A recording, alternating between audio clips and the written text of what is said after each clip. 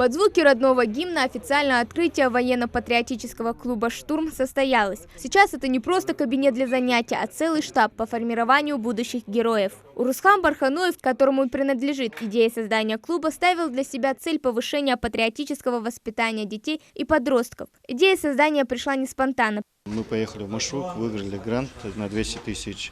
И от этих денег уже закупили все, макеты, автоматы, рюкзаки, бронежилеты, все это закупили. Сейчас будем обучать детей к военному ремеслу и рукопашному бою. Польза в том, что мы будем подготавливать детей к военному ремеслу. Подготовка к армии уже идет. После нас они уже в армию пойдут.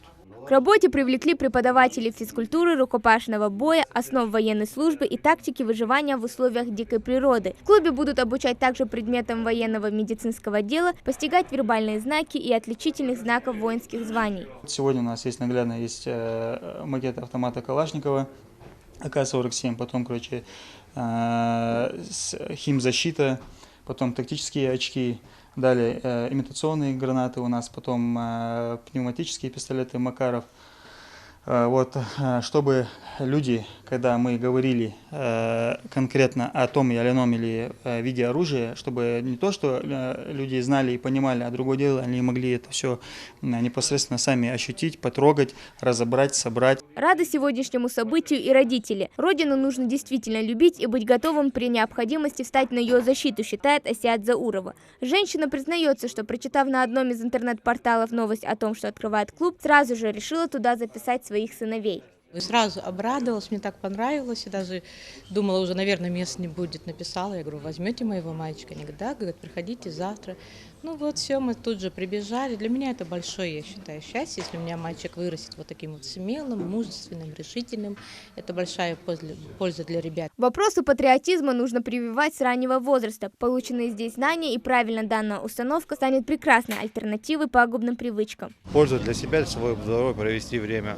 Это раз. И во-вторых, на таком мероприятии в этот год у нас объявим год памяти жертв героев Великой Отечественной войны.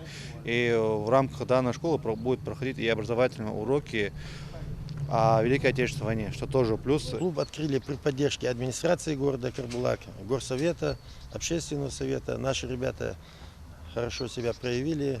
У них есть свидетельство на военно-патриотический клуб. Они сегодня маленький зал такой есть, у них на 20 учеников.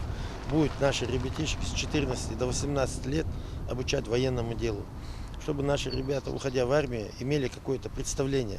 Это только начало. Впереди большие планы на будущее. Очень скоро воспитанники будут готовы защищать честь клуба, а в дальнейшем и послужить родине, несмотря ни на какие трудности. Хава Гагиева, Джамалей Тамасханов, Новости 24.